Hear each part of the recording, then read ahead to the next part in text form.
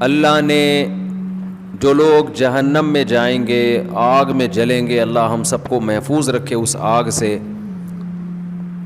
ان کے بارے میں بتایا کہ ان لوگوں میں بہت ساری بری عادتیں تھیں، ان میں ایک یہ بھی کہ ان کو غریبوں کا، مسکینوں کا خیال نہیں تھا۔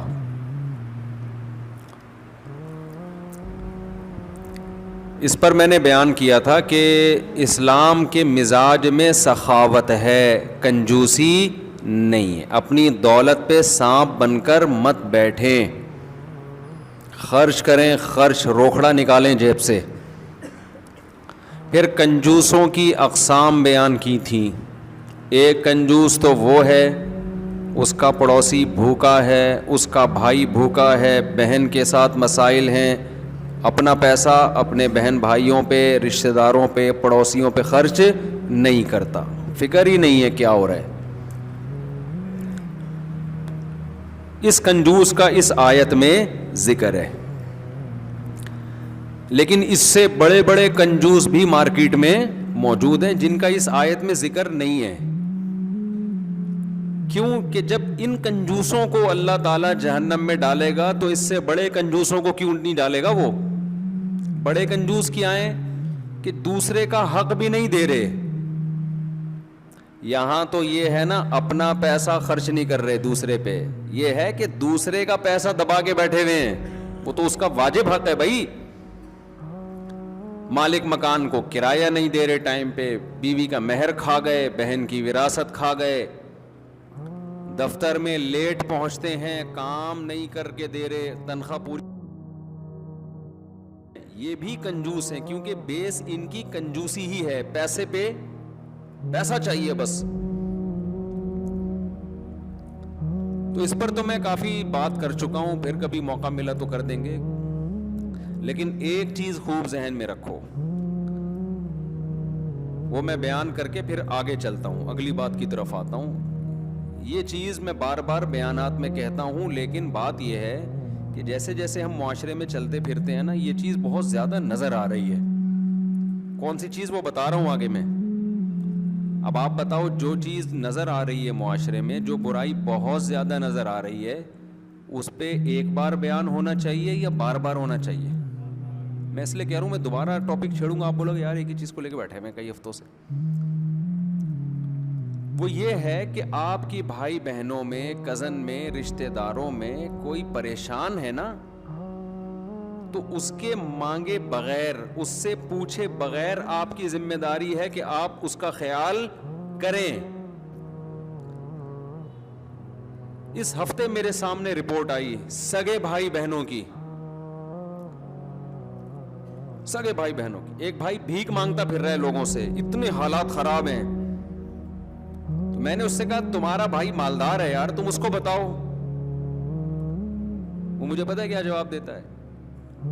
مفتی صاحب نفسا نفسی کا عالم ہے، جب میں مالدار تھا تو سب نے مجھ سے تعلقات بنائے ہوئے تھے، اب جب میں غریب ہوا ہوں تو رشتہ دار بجائے اس کے کہ مجھ سے پوچھیں کہ کیا ضرورت ہے، آہستہ آہستہ کنی کترا کے کٹنا شروع ہو گئے، آنکھیں پھیر لی ہیں رشتہ داروں نے کہ کہیں پیسے نہ مانگ لے ہم سے۔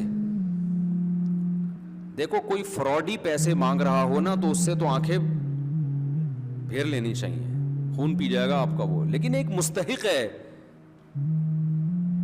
تو آپ کو تو تلاش کرنا چاہیے بھائی۔ اور ہم یہ تو نہیں کہہ رہے کہ اپنا پیٹ کاٹ کے اس کو کھلاؤ، یہ تو بہت اونچا درجہ ہے۔ آپ بھی کھا رہے ہو، اچھا یار، آپ کو اللہ نے تمام بنیادی ضرورتیں پوری کر دی ہیں۔ قُلِ الْعَفْوَ، قرآن کیا کہتا ہے؟ يَسْأَلُونَكَ مَاذَا يُنْفِقُونَ، اے نبی یہ آپ سے پوچھتے ہیں کیا خرچ کریں۔ قُلِ الْعَفْوَ، اللہ نے فرمایا جو اضافی ہے وہ کیا کرو، وہ خرچ کر دو۔ ہم یہ نہیں کہہ رہے کہ اپنا پیٹ کاٹ کے دیں دوسرے کو آپ، صحابہ تو یہ بھی کرتے تھے۔ زخمی ہے نا، 3 صحابی زخمی پڑے ہوئے ہیں، پیاس تینوں کو لگ رہی ہے، ایک نے پانی مانگا، دوسرے نے مانگا، اس نے کہا کہ وہاں لے جاؤ پہلے، ان کو پیاس لگی، انہوں نے کہا وہاں لے جاؤ۔ وَيُؤْثِرُونَ عَلَىٰ أَنفُسِهِمْ وَلَوْ كَانَ بِهِمْ خَصَاصَةٌ، قرآن صحابہ کی یہ صفت بیان کرتا ہے کہ یہ اپنی ذات پہ دوسروں کو ترجیح دیتے ہیں اگرچہ ان کو ضرورت کیوں نہ ہو. اس میں سارے صحابہ داخل ہیں یا نہیں ہیں؟ حضرت معاویہ، حضرت ابو سفیان رضی اللہ عنہما بھی اس میں داخل ہیں. جب تاریخ کا اور قرآن کا مقابلہ ہوگا، ہسٹری پڑھو گے، عین ممکن ہے بعض صحابہ سے بدگمان ہو جاؤ، لیکن قرآن پڑھو گے تو صحابہ سے بدگمان نہیں ہوگے. بتاؤ ہسٹری زیادہ اوتھینٹک ہے یا قرآن زیادہ اوتھینٹک ہے؟ قرآن اوتھینٹک ہے بھائی.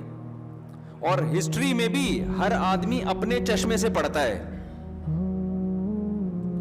آپ اگر یہ طے کر کے بیٹھے ہوئے ہو کہ میں نے نیگیٹو ہی سوچنا ہے تو پھر ہسٹری پڑھ کے آپ کا بعض صحابہ کے بارے میں بدگمان ہوگی. لیکن پوزیٹو چشمہ لگا کے دیکھو گے نا، چشمہ صحیح ہوگا، نمبر صحیح ہوگا، تو آپ کو لگے گا کہ یہ جو ان سے غلطی ہوئی ہے، اس غلطی کی بنا خراب نہیں تھی، یہ فساد نیت یا دنیا کی محبت نہیں تھی، اس غلطی کی بیس غلط فہمی ہے. سمجھتے ہو کہ نہیں سمجھتے؟ یہ غلط فہمی ہے. تو قرآن صحابہ کی صفت بیان کرتا ہے وَيُؤْثِرُونَ عَلَىٰ أَنفُسِهِمْ وَلَوْ كَانَ بِهِمْ خَصَاصَةٌ. ان کو ضرورت ہوتی بھی ہے، خصاصہ کہتے ہیں شدید ضرورت کو، تو بھی یہ اپنی ذات پہ دوسروں کو ترجیح دیتے ہیں. یہ اللہ نے عرب کو ایسا بنا دیا نبی کی صحبت سے، عربوں کو ایسا بنا دیا اللہ نے. حالانکہ وہ تو اپنی ذات اتنی ان کی جنگیں ہوتی تھی نا کہ گھوڑا دوسرے کا آگے کیوں نکل گیا، ایسی انسلٹ محسوس کرتے تھے اپنی، اس پہ لڑائیاں. نبی صلی اللہ علیہ وسلم کے گھر ایک مہمان آئے نا، تو آپ نے بھیج دی کسی صحابی کو کہ بھئی ان کا تم نے اکرام کرنا ہے.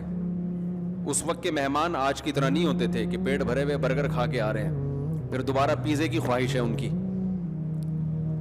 آج کا تو مہمان کھا پی کے سیر ہو کے آئے گا، پھر آپ اس کو مغز نہاری کا پوچھیں گے، آپ اس کو کھا لے گا ٹھیک ہے، نہیں کھائے گا تو کون سا کوئی بھوکا تھوڑی مر رہا ہے، کولیسٹرول اس کا زیادہ ہی ہوگا. آپ نہیں کھلائیں گے تو آپ کا احسان ہوگا اس کے اوپر، شاید تھوڑا سا کولیسٹرول لیول کیا ہو جائے، کم ہو جائے، تھوڑی صحت اچھی ہو جائے. پہلے زمانے کے مہمان اس ٹائپ کے نہیں ہوتے تھے میرے بھائی. اس زمانے میں کھانا کھلانا بڑا مشکل کام تھا، سب سے قیمتی چیز کھانا تھی. غربت بہت زیادہ تھا، زیادہ ہی ہوگا. آپ نہیں کھلائیں گے تو آپ کا احسان ہوگا اس کے اوپر، شاید تھوڑا سا کولیسٹرول لیول کیا ہو جائے، کم ہو جائے، تھوڑی صحت اچھی ہو جائے. پہلے زمانے کے مہمان اس ٹائپ کے نہیں ہوتے تھے میرے بھائی. اس زمانے میں کھانا کھلانا بڑا مشکل کام تھا، سب سے قیمتی چیز کھانا تھی. غربت